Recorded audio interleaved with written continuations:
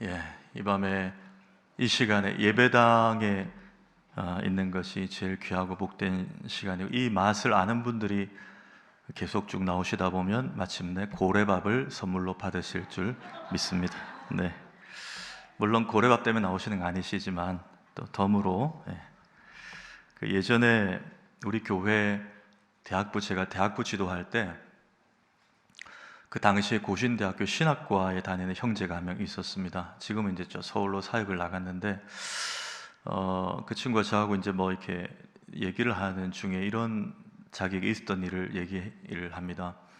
당시에 사귀었던 여자친구가 한 선교단체에 꽤 오래 깊이 몸을 담고 있는 여친이었습니다. 근데 이 친구는 이제 남자는 우리 교회 다니는 남자는 고신대 신학과 학부 학생이고 선교단체에 여자친구가 오래 다니다 보니까 자꾸 요구를 하는 거예요. 같이 가자, 같이 좀 훈련받고 같이 참여하자. 근데 이 남자친구는 내키지 않지만 여자친구가 자꾸 결혼을 전제로 협박을 하니까 이렇게 갈팡질팡하다가 이제 갔더랬습니다. 가서 이제 2박 3일 수련회를 참석을 했는데, 이제 저녁에 집회를 마치고 12명씩 소그룹으로 이제 조를 나눠가지고 쉐어링을 하는데, 그 조의 리더 간사가 소그룹을 인도하면서 거기 있는 이제 12명의 지체들에게 다 눈을 감으라고 하고, 이제부터 눈을 감고 3분간 하나님의 음성을 들으라는 거예요. 그리고 다 듣고 나서 한 사람이 돌아가면서 뭘 들었는지 얘기를 한다는 거예요. 그 12명이 이제 3분 동안 다 이렇게 있다가 한 명씩 얘기를 시킨 거예요, 간사가. 그러니까 너무 자연스럽게 뭐 다른 사람들은 거기서 이미 뭐 훈련이 됐는지 하나님께서 방금 저에게 이렇게 말씀하셨어요. 한 자매가 또 이렇게 말하고, 그 옆에는 하나님께서 저에게는 요렇게 말씀하셨어요. 또 옆에 가니까 하나님께서 저에게는 이만큼 저만큼 싸만큼 말씀하셨어요. 또 얘기를 쭉 돌아간 거예요. 이 신학생의 순서가 다가왔습니다. 자기는 아무것도 들은 게 없어요. 근데 고신대 신학생이라고 이미 자기를 소개를 했고 자기 체면도 있고, 이거 그렇다고 뭐 들은 척 해야 되나? 순간 고민하다가 그래도 거짓말은 하면 안 된다 싶어서 자기 순서가 돼서 저는 하나님께서 아무 말씀을 안 하셨습니다. 아무것도 듣지 못했습니다. 솔직하게 이렇게 얘기를 했습니다. 그랬더니 그 리더 간사가, 형제님은 지금 영적 상태가 매우 둔감한 상태다. 그러면서 조금 이렇게 여러 사람이 있는데 이렇게 조금 민망하리만큼 지적을 하는 거예요. 그러면 안 된다. 뭐 더 기도하고 더 하나님의 음성을 갈망해야 된다. 뭐 이런 식으로 좀 얘기를 한 거예요. 그때부터 그 여자친구도 자기를 대하는 게, 어떻게 신학생이 하나님의 음성을 듣지 못해? 이런 좀 무시하는 말투, 이런 스탠스로 좀 이렇게 변한 거예요. 그 일 이후로 시간이 좀 지나면서 계속 이제 좀 갈등이 생기고 하니까 이 신학생이 이제 이 자매에게 설득을 했대요. 하나님 음성은 내가 알기로 그렇게 듣는 게 아니다. 그건 아니다. 얘기를 했는데도 계속 부딪히고 안 되고. 그 이제 저한테 그날 얘기하면서, 목사님 제가 이 자매랑 어떻게 해야 될까요? 어떻게 해야 돼요? 그 제가 헤어지라고 했어요. 헤어지라고. 그렇게 말했는데도 이제 제가 그 선교단체 실명을 말할 수 없지만 우리 교단의 신학교 교수진에서 다수가 그 선교단체는 이단은 아니지만 이단성이 있다라고 진단한 단체거든요. 그래서 헤어지라 그랬는데 그 뒤로는 뭐 어떻게 된지 모르겠습니다. 일단 뭐 서울로 사역을 올라갔기 때문에. 여러분, 하나님의 음성을 듣는다는 표현을 종종 우리가 합니다. 근데 그 표현 자체가 나쁜 것은 아니에요. 우리가 하나님의 음성을 들어야죠. 근데 하나님의 음성은 그렇게 듣는 것이 아닙니다. 하나님의 음성을 들을 때에 가장 중요한 전제 조건이 하나 있습니다. 내가 지금 이게 하나님 음성으로 들었다 싶은 이것이 기록된 하나님의 말씀과 일치하면 그것은 하나님의 음성입니다. 여러분 이해되십니까? 근데 내가 지금 이런 마음이, 이런 생각이 들었어요. 근데 성경이 가르치는 지향점과 어긋납니다. 상충됩니다. 배치돼요. 그럼 하나님의 음성은 아닙니다. 하나님은 특별히 은혜 시대, 복음 시대에는 성경을 주셨기 때문에 성경 말씀에 벗어난 하나님의 음성은 없습니다. 여러분 믿으시기를 축복합니다. 그게 아니면 다시 창세기 전으로 돌아가는 거예요. 혼돈, 카오스의 시대가 됩니다. 나도 들었다, 너도 들었다. 누가 하나님의 음성입니까? 오직 성경입니다. 성경에 빗대어 내가 기도했던 이런 확신이 든다. 이게 근데 성경이 가르치는 바다. 그러면 하나님의 음성이에요. 그건 분명합니다. 그러면 성경이 가르치는 바가 하나님의 음성과 일치한다면, 그러면 방법적으로는 우리가 하나님의 음성을 어떻게 듣는가? 몇 가지가 있습니다. 첫째, 주의 종을 통해서 하나님 말씀하십니다. 특별히 주의 몸된 교회들마다 하나님께서 위임 목사를 세우셨어요. 담임 목사를 위임 목사로 세우셨죠. 그 목사의 강단을 통해서 하나님 말씀하시고, 또 우리 부교육자들의 강단을 통해서 하나님 말씀하십니다. 그게 첫 번째고, 두 번째는 부모의 권위를 통해서 말씀하세요. 부모는 하나님의 대리자잖아요. 그렇죠? 하나님께서 부모를 통해서 자녀를 키우게 하나님께서 세우셨어요. 부모를. 그래서 내 부모를 공경하라 하신 거예요. 부모의 권위를, 영적 권위를. 부모님을 통해서 우리에게 주의 뜻 안에서 말씀을 하십니다. 저 같은 경우도 부모님이, 제가 지금 40 중반이지만 부모님 지금도 말씀하세요. 부모님을 통해서. 특히 저희 아버지는 그 손흥민 선수 아버지처럼 저한테 칭찬을 안 하십니다. 네 젊은 나이에 담임 됐다고 교만하지 마라. 요즘도 네 얼굴 믿고 까불지 마라. 네 목소리 좀 좋다고 그렇게 교만하지. 요즘도 그렇게 말씀하세요. 사직동에 가면. 그래서 요즘에 잘 안 갑니다. 저는 보라고는 안 했는데 저희 주일 설교 유튜브로 한 번씩 보시고 갈 때마다 기억해놨다가 지적을 하세요. 영상 제 설교를 보시고. 저희 어머니 또 다른 어머니는 요즘 힘들지, 요즘 고생 많지, 피곤하지 하면 저희 아버지 옆에서 뭐 피곤해? 그래 뭐 피곤해? 다 아는 건데. 저희 아버지는 해병대 출신이시거든요. 긍휼을 베풀지 않으십니다, 저한테. 근데 이제 그것도 사랑의 표현이죠. 부모님을 통해서 말씀하시는 거예요. 세 번째는 환경, 주변 일어나는 환경을 통해서 하나님 우리에게 분명히 말씀을 하십니다. 여러분, 우리가 제일 알아들을 수 있었던 최근의 일이 뭐죠? 코로나입니다. 코로나를 통해서 하나님 메가폰을 들고 한국 교회에 많이 말씀을 하셨어요. 그렇죠? 우리가 많이 깨달은 바가 있습니다. 특별히 예배에서 많이 깨달았습니다. 그리고 또 전쟁을 통해서도 말씀하세요. 여러분, 우크라이나와 러시아 2년 넘어가는 전쟁, 그리고 하마스와 이스라엘의 전쟁, 이런 전쟁을 통해서도 우리에게 말씀하세요. 성경은 마태복음 뒤쪽에 가면은 마지막 때에, 그렇죠? 처처에 전쟁이 있고 기근이 있을 것이라고. 제가 종말론자는 아니지만 그런 성경의 메시지를 통해서 우리가 적용해 볼 수 있는 거예요. 늘 깨어 있어야 되겠구나. 주변 환경을 통해 말씀하시고, 넷째는 주변인들을 통해서 말씀하십니다. 주변인들, 친구, 같은 신앙의 선후배들, 또 멘토, 그렇죠? 교회 내건 아니면 직장이건 말씀하시고, 근데 심지어 오늘 포인트는 이거예요. 불신자들을 통해서도 말씀하십니다. 여러분 아마 체험하신 적이 있을 거예요. 불신자들을 통해서 말씀하십니다. 자, 오늘 우리가 읽은 본문을 보면 하나님 환경을 통해, 그리고 불신자를 통해 요나에게 말씀하시는 장면이 기록이 되어 있는데, 먼저 4절 한번 보실까요? 4절에 여호와께서 큰 바람을 바다 위에 내리심에 바다 가운데에 큰 폭풍이 일어나 배가 거의 깨지게 된지라 그랬습니다. 어떻게 시작하죠? 여호와께서 큰 바람을 바다 위에 내리셨다. 주어와 주체가 누굽니까? 여호와께서입니다. 그러니까 이 환경을 하나님이 주셨다는 거, 이 폭풍을 하나님이 작정하시고 일으키셨다. 코로나를 하나님이 허용하신 것처럼 하나님이 이 바다의 노를 허용하셨다라는 것입니다. 왜? 요나를 깨닫게 하시려고.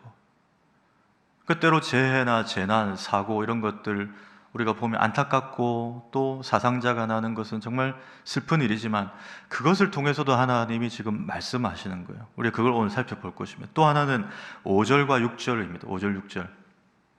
사공들이 두려워하여 각각 자기의 신을 부르고 또 배를 가볍게 하려고 그 가운데 물건들을 바다에 던지니라. 그러나 요나는 배 밑층에 내려가서 누워 깊이 잠이 든지라.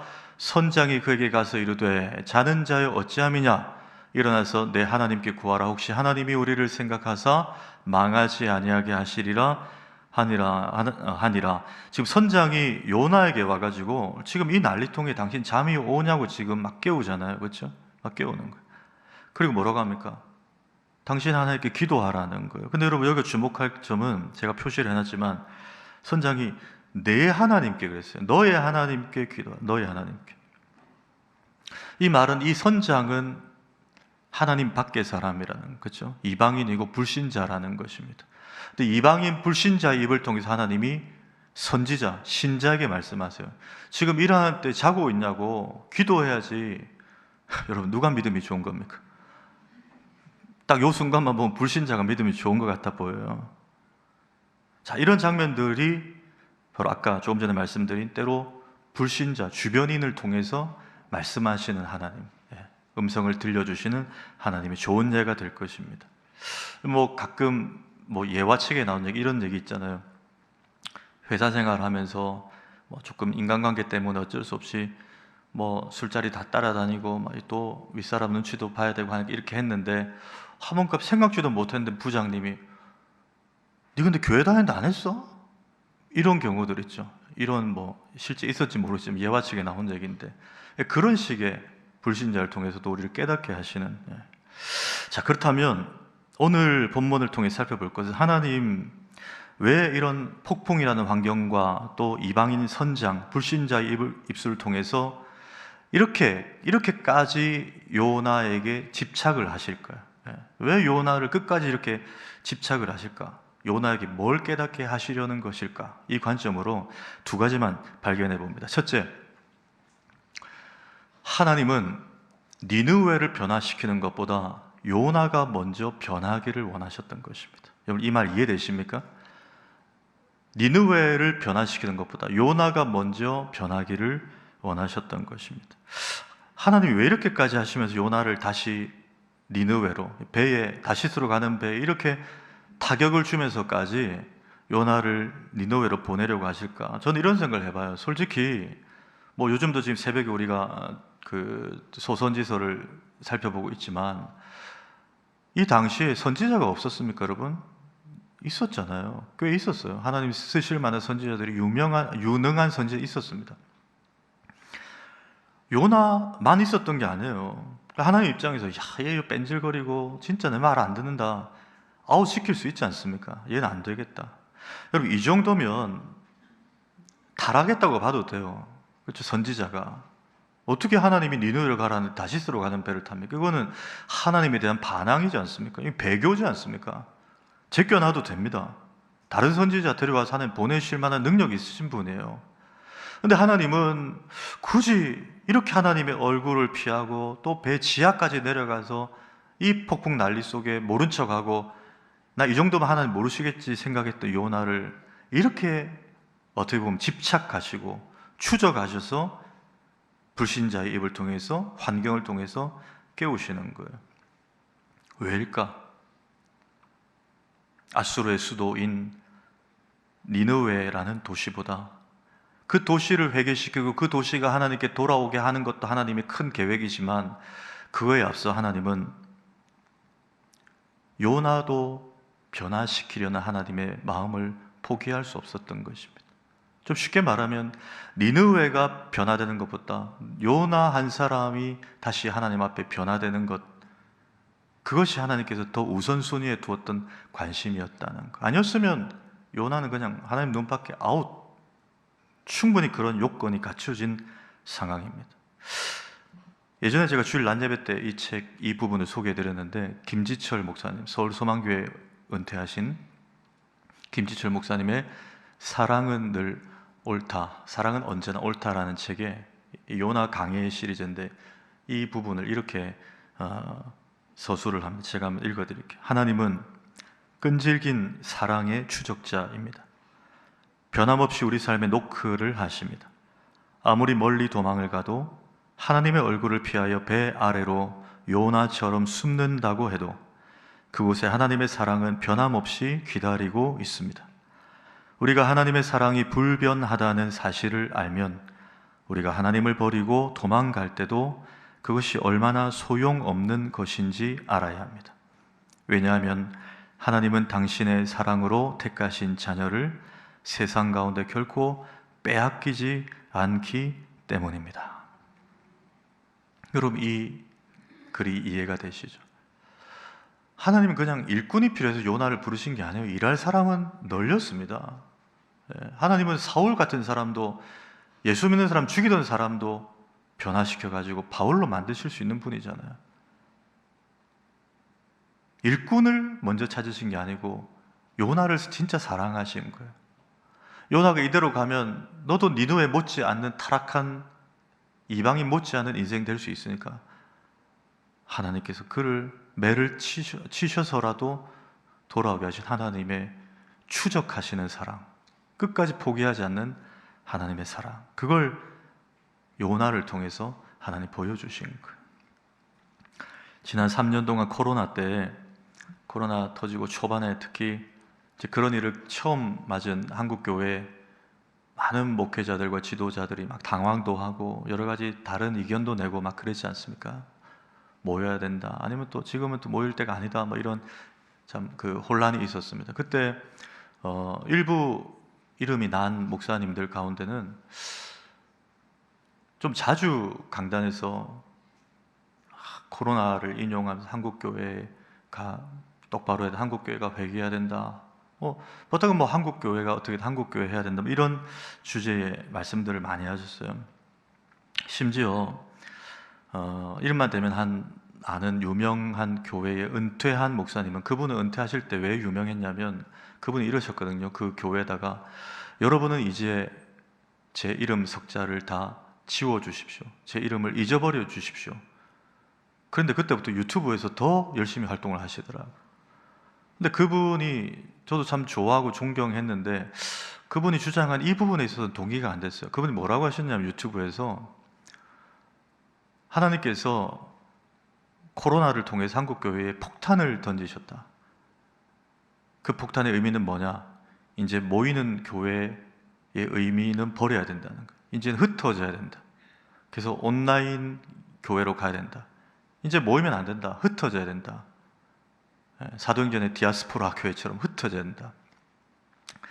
그런 주장을 하셨어요. 근데 워낙에 한국교회 영향력이 있는 목사님이다 보니까 은퇴하셨지만 그분의 그 설교에 막 제가 댓글들 보니까 막 너무 막 동조하는 얘기들이 많았습니다. 본인은 목회 일선에서 은퇴했다고 그렇게 편하게 말씀하시는지 모르겠는데 그 현장에서 목회하셔도 후배 목사님들은 얼마나 힘들까요? 그런 얘기를 그렇게 하면은. 저는 솔직히 그거 보면서, 그분 죄송합니다, 없으니까 하는 말이에요. 너나 잘하세요, 이런 마음이었습니다. 한국교회가 어쩌고 저쩌고, 한국교회가 깨지고 뭐 한국교회 이렇게 하는 분들 보고 저는 당신들이나 잘하면 됩니다, 이런 마음이 있었어요. 왜냐하면 제가 그때 코로나 한창 때도 이런 말씀 드렸는데, 여러분, 한국교회가 누구면 한국교회가 지칭하는 바가 어때요? 저 서울 경기도권에 있는 교회가 한국교회입니까? 여러분, 우리가 한국교회잖아요. 맞습니까? 좀 더 좁히면 내가 한국교회예요. 그렇죠? 교회는 건물이 아니잖아요. 예수를 그리스도로 고백하는 사람들의 모임이 교회인데 결국은 우리가 걸어다니는 교회예요. 그래서 한국교회가 회개해야 된다 그러면 자꾸만 뭐 한국교회 문제 일으킨 교회, 뭐 문제 일으킨 목사들만 자꾸 생각하고 그쪽으로 포커스가 맞춰지는데, 그게 아니고 하나님께서 코로나를 허용하신 이유는, 환경을 통해서 우리 주시는 메시지는 결국 나라는 거예요. 내가 내가 예배를 함부로 대하지 않았는가? 내가 하나님을 경히 여기지 않았는가? 나에게 맞춰야 되는 건데 우리는 자꾸 한국 교회가 어쩌고 한국 교회가 어쩌고 자꾸 저 큰 교회, 대형 교회 이런 데 생각하는 거예요. 무슨 일만 나면 막 어떤 교회. 근데 여러분 그렇지 않습니다. 나예요, 나. 하나님은 니느웨를 바라보라고 하기 전에 요나 네가 지금 어디 가 있냐는 거예요. 선장 앱을 통해서 자는 자여 어찌함이냐, 불신자 앱을 통해서 니느웨 가기 전에 요나 먼저 깨우치시는 하나님의 모습을 발견해야 됩니다. 요나가 누구라고요, 여러분? 제가 기도할 때 요나가 누구라고 그랬죠? 아니, 박현명이요 그러면 안 되고요. 여러분 자신이에요. 나. 그 다음에 요나야, 네가 먼저 깨야 돼. 그 다음에 니느웨야. 나는 네가 내 앞에 은혜와 사랑 안에 머물기 전까지 나는 계속 너를 추적할 거야. 그 지하 깊은 곳에까지 이방인 선장을 통해서 하나님 추적하셔서 내려오셔서 말씀을 하신 거예요. 여러분 혹시 마음에 은혜가 없는 상태에서 막 봉사하고 계신 분들이 있을까요? 멈추셔야 돼요. 잠시. 마음이 바싹 말랐는데 교사하고 찬양대 해야 되니까 하면 여러분 즉각 잠시라도 멈추십시오. 그거 잠시 멈춰도 돼요. 내가 그거 안 해도 그 기관, 그 부서 돌아갑니다. 니느웨에 가서 일하는 게 먼저가 아니에요. 내가 먼저 깨달았어요. 내가 지금 하나님 은혜가 없고 하나님 사랑이 없고 그 결핍 속에 있는데 막 기계적으로 줄라와가지고 막 피곤해도 막 하는 그게 여러분 헌신이 아닙니다. 진짜 헌신은 내가 먼저 하나님의 사랑의 깊은 고단에 들어가는 거예요. 그거 없이 막 열심히 하면 그게 제일 위험합니다. 종교 기술자가 되는 거예요. 테크니션이 되는 겁니다. 내가 가르치는 아이들에게 오히려 은혜가 흘러가지 않고 은혜가 막힐 수가 있습니다. 내가 부르는 찬양이 그냥 노래로 끝날 수가 있어요. 그냥 하나의 특송이 될 수 있습니다. 예배가 아니라. 여러분 니느웨에 가서 일하는 것도 중요하지만 내가 지금 어디 있는지를 생각해요. 내 신앙의 현주소가 어딘가. 난 지금 자고 있지는 않은가. 하나님은 폭풍을 통해 말씀하시고 불신자 입을 통해 나에게 말씀하시는데 난 지금 뭐 하고 있는가. 내가 하나님의 은혜와 사랑에 지금 눈 뜨고 있지 못한 상태에서 열심만 내고 있지는 않은가. 하나님은 요나야, 네가 먼저야. 그 다음에 니느웨야. 이걸 지금 환경과 불신자 입을 통해서 말씀하시고 있는 거예요. 여러분 이걸 깨닫는 은혜가 요나뿐만 아니라 우리에게도 오늘 이 밤 임하기를 축복합니다. 두 번째 요나에게 깨닫게 하시려는 것은 인간은 절대 하나님을 떠나 살 수 없다는 것입니다. 요나야, 너는 절대 나를 떠나 나를 피해 나를 벗어나 살 수 없단다. 그걸 말씀하시는 거예요. 제가 그 기도원에서 이런 말씀을 드렸잖아요. 타조 증후군 기억나십니까? 타조는 날개는 대화돼서 못 날지만 빠르다 그랬어요. 맹수가 한 번씩 쫓아오면 막 빨리 도망가다가 모래더미에 머리를 콱 쳐박고는 자기 눈에 맹수가 안 보니까 됐다. 그게 이제 엉덩이를 콱 물려서 이제 죽는 거예요. 자기 눈에 안 보이면 됐다고 생각하는 게 타조 증후군이라고 했습니다. 지금 요나가 딱 이렇습니다. 지난 수요일에 살펴봤던 여러분 3절 한번 보실까요? 3절 한번 읽습니다. 시작. 그러나 요나가 여호와의 얼굴을 피하려고 일어나 다시스로 도망하려 하여 욥바로 내려갔더니 마침 다시스로 가는 배를 만난지라. 여호와의 얼굴을 피하여 그들과 함께 다시스로 가려고 배에 싹스를 주고 배에 올랐더라. 하나님의 얼굴을 피한, 지난주에 살펴봤습니다. 하나님의 눈을, 지금 하나님 뭔가 서운한 거예요. 하나님한테 피하여, 또 여호와 얼굴 피하여. 그리고 이제 폭풍이 치자 어떻게 합니까? 오늘 5절 다시 보십시오. 5절도 한번 읽을까요? 시작. 사공들이 두려워하여 각각 자기의 신을 부르고 또 배를 가볍게 하려고 그 가운데 물건들을 바다에 던지니라. 그러나 요나는 배 밑층에 내려가서 누워 깊이 잠이 든지라. 하나님을 피해서 도망간다고 간 게 그 배 밑이었어요. 자기는 이렇게 생각했을 거예요. 아무리 폭풍이 치고 배가 흔들려도 요나가 나중에 깨닫잖아요. 이거 저 때문이라고. 그렇죠? 제비뽑기에 걸려서 저 때문에 깨닫는데 자기는 답을 알고 있었어요. 아, 하나님이 나를 지금 깨우시는 거구나. 그런데도 모른 척하면 될 거라고 생각한 거예요. 그렇게 배 밑에 내려가서 잠든 그런 요나의 모습입니다. 다시 말하면 하나님으로부터 도망가면 도망갈 수 있다고 생각한 거예요. 하나님의 눈을 피해서 어느 정도 벗어나면 그게 성공할 수 있을 거라고 생각한 거예요. 하나님을 벗어나 살 수 있다, 생존할 수 있다라고 생각했던 요나의 모습입니다. 이 타조 증후군이에요. 그렇죠? 자기 눈에만 하나님을 벗어난 것처럼 보이지 하나님은 요 녀석하고 다 보고 계셨던 거예요. 여러분 기억하시기 바랍니다. 하나님이 계시지 않는 곳은 없습니다. 하나님의 임재가 없는 곳은 없어요. 하나님의 손길이 미치지 않는 영역도 없습니다. 우리는 절대 하나님을 벗어나서 자유롭게 살 수가 없습니다. 하나님을 피할 수 없고, 내가 하나님을 못 보고 그런 일을 하는 것이지 하나님은 늘 언제나 우리를 보고 계시고 주목하고 계십니다. 여러분 열왕기하 6장에 보면 이제 아람과 이스라엘의 전쟁 중에 있는데, 아람이 제가 얼마 전에 고려 계란 전쟁 말씀드렸잖아요. 그 드라마 이제 끝났잖아요. 그것처럼 전쟁 중에 작전실에 모여서 막 작전을 짜죠. 전략을 짜죠. 아람 왕이 작전을 짜는데 이렇게 이제 해서 저 길로 우리가 이스라엘 들어가야 되겠다 해서 딱 시도를 하면 이스라엘이 어떻게 알고 다 방비하고 그 루트에 다 진치고 있는 거예요. 그게 한두 차례 이제 실패를 한 거죠. 그리고 이제 또 작전을 짜고 하니 또 실패를 하고, 이 아람 왕이 막 눈치를 챘어요. 신복들을 불러 모아놓고 니들 중에 지금 스파이가 있다, 내통하는 자가 있다. 안 그러면 어떻게 이스라엘을 아냐는 거예요.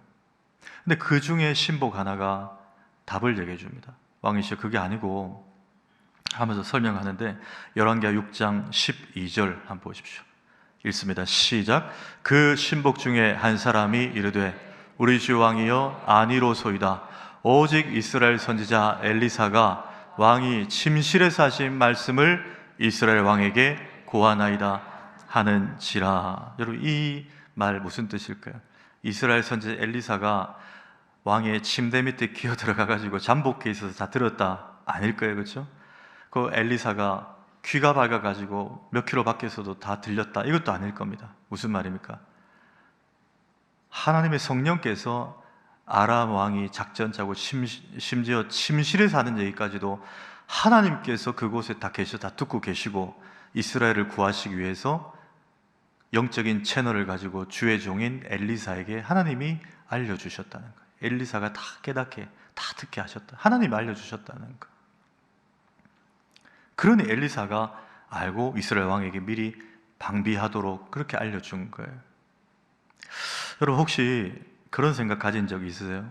제가 이제 설교할 때 설교하고 나면 저거 지금 내 이야기 같은데? 저거 지금 내 상황인데? 목사님 어떻게 알았지? 누가 말해줬지? 아니 목사님이 그걸 누구한테 전해 들었다고 해도 저걸 설교 중에 말씀하면 어떡해? 저거 딱 내 얘기인데, 내 프라이버시가 있는데. 그래서 혼자 삐진 분 안 계십니까? 여러분 그런데 그러지 마십시오. 누가 알려주지도 않고요, 설령 누가 알려줬다고 해도 제가 강단에서 누구를 타겟으로 그렇게 설교한 적도 없고 설교하지도 않습니다. 그럼 제가 죄 짓는 거예요. 강단을 도구로 제 욕심을 채우는 일은 하지 않습니다. 제가 그랬잖아요. 기도원에서 설교나 대표 기도나 어떤 공적인 자리를 빌미로 자기가 하고 싶은 메시지를 밀어넣고 하면 안 된다고 그래요. 그건 죄예요. 직권 남용 그런 겁니다. 그럼 제가 어떻게 아냐? 여러분 우리 성도들의 삶과 형편은 제가 신방을 간 분, 제가 또 대화를 한 분은 제가 좀 알겠지만 저보다 누가 더 잘 아십니까? 누가 더 잘 아세요? 오늘 저녁을 많이 드시고 오셨어요? 좀 졸리신가 봐요. 누가 더 잘 아세요? 네, 박현명 목사보다, 어느 교회 담임 목사보다 하나님이 더 잘 아십니다. 자, 시편 139편 1절 이하에 한번 읽습니다. 시작. 여호와여, 주께서 나를 살펴보셨으므로 나를 아시나이다. 주께서 내가 앉고 일어섬을 아시고 멀리서도 나의 생각을 밝히 아시오며 나의 모든 길과 내가 눕는 것을 살펴보셨으므로 나의 모든 행위를 익히 아시오니 여호와여, 내 혀의 말을 알지 못하시는 것이 하나도 없으시니이다. 아멘. 여러분, 저기에 아시나이다, 아시나이다, 살펴보셨으면 아시오니 계속 반복되잖아요. 앉고 일어섬도 아시고 멀리서도 내 생각, 우리 마음도 아시고 나의 모든 가는 길, 심지어 내가 누워있는 것도 다 보시고 나의 모든 행위도 익히 아시고 내 혀의 말도 하나님이 하나도 듣지 않으시는 게 없다는 거예요. 이 정도면 CCTV 정도가 아니에요, 그렇죠? 하나님의 눈, 하나님의 귀에는 사각지대가 없습니다. 모든 것을 하나님 다 소상히 완벽하게 아시는 거예요. 이러니까 하나님이 모르실 리가 없죠. 자, 하나님이 아시니까 여러분, 주의 종이 뭐 하는 사람입니까? 저나 우리 교육자들이 강단에서 뭐 해요? 하나님의 말씀을 대언하지 않습니까? 이 하나님이 아시고 우리가 한 주 동안 주의 말씀을 준비하면 기도하고 묵상하는 가운데 하나님이 그 교회의 형편과 성도들의 상황을 하나님이 때로는 알게 하시는 거예요. 그래서 여러분, 그 얘기가 중첩되고 꼭 나한테 하는 얘기 같은데, 근데 그게 나한테 하는 얘기가 좋은 얘기 같으면 괜찮은데 조금 이렇게 기분 상할 만한 얘기면 삐지지 마시기를 축복합니다. 누가 알려주신다고요? 네, 시편 139편 1절에서 4절에 계신 그 하나님이 말씀하게 하시는 거예요. 그러니 주의 종들이 아는 것이죠. 우리의 삶과 형편은 하나님이 그 누구보다 다 잘 알고 계십니다. 그 말은 하나님 우리 삶의 현장에 안 계신 곳이 없다는 거예요. 우리는 하나님을 벗어나서 피해서 도망가서 살 수 없는 존재들이다. 혹 오늘 설교를 들으시면 이런 생각을 또 하실 수 있습니다. 끝으로, 아니, 하나님 이렇게 나를 촘촘하게 감찰하시고 이렇게 주목하고 계시면 솔직히 우리 인간적으로 너무 답답해서 어떻게 사냐, 이런 생각 하시는 분들이 있을 수 있어요. 너무 이거 우리를 억제하는 거 아니냐. 근데 여러분, 기억하십시오. 우리가 좀 힘들어도, 이게 좀 버거워도 하나님의 눈을 의식하고 좀 구체적으로 하나님의 말씀대로 지키고 살면요, 결국 그 말씀이 우리를 지켜주십니다. 우리가 말씀을 지키면 말씀이 우리를 지켜주세요. 여러분, 유대인들의 명언 중에 이런 표현이 있습니다. 한번 읽습니다. 시작. 우리가 안식일을 지키면 안식일이 우리를 지켜줍니다. 우리가 십계명을 지키면 십계명이 우리를 지켜줍니다. 여러분, 이 말 이해되시죠? 물론 저 앞에 지키면과 뒤에 지켜줍니다의 의미는 다릅니다. 그건 이해하시죠? 그런데 조금의 언어 유희를 하자면 결국 우리가 안식일을 지키면, 주일을 지키면 그 주일을 지키는 행위를 통해서 주일이 우리의 영혼을 안전하게 지켜주고, 우리가 하나님의 말씀, 물론 우리가 지금 율법시대를 사는 거 아니지만 구원받았기 때문에 하나님 백성으로 살기 위해서 십계명을 중요시 여기고 주의 율법대로 살려고, 말씀대로 살려고 그렇게 우리가 몸부림치면 그 삶 자체가 우리의 영혼이 죄짓지 않도록 하나님 앞에서 정말 선명하게 깨끗하게 살도록 지켜주신다라는 거예요. 결국 우리가 하나님의 임재를 벗어나지 않고 그걸 늘 의식하며 살 때 우리의 영혼이 안전한 길이 거기에 있다라는 것입니다. 신명기 10장 13절 말씀 마지막으로 한번 읽겠습니다. 시작. 내가 오늘 내 행복을 위하여 내게 명하는 여호와의 명령과 규례를 지킬 것이 아니냐. 저는 늘 이런 생각을 합니다. 저다 우리 교회 성도님들이 교회에 오는 것이 행복했으면 좋겠다. 교회가 좀 행복했으면 좋겠다. 교회가 늘 은혜와 기쁨이 넘치고 늘 좋은 일만 있으면 좋겠다. 이런 바람, 이런 기도가 있습니다. 근데 여러분, 그 말씀을 하세요. 우리가 좀 힘들고 불편해도 여호와의 명령과 규례를 지키는 것은 하나님을 행복하게 해드리는 게 아니고 저와 여러분이 행복하기 위함이라고 하나님 말씀하세요. 말씀을 지키고 주의 임재를 의식하며 사는 것은 우리 영혼이 행복한 길이라는 것입니다. 결국 행복은 거기에 있는 거예요.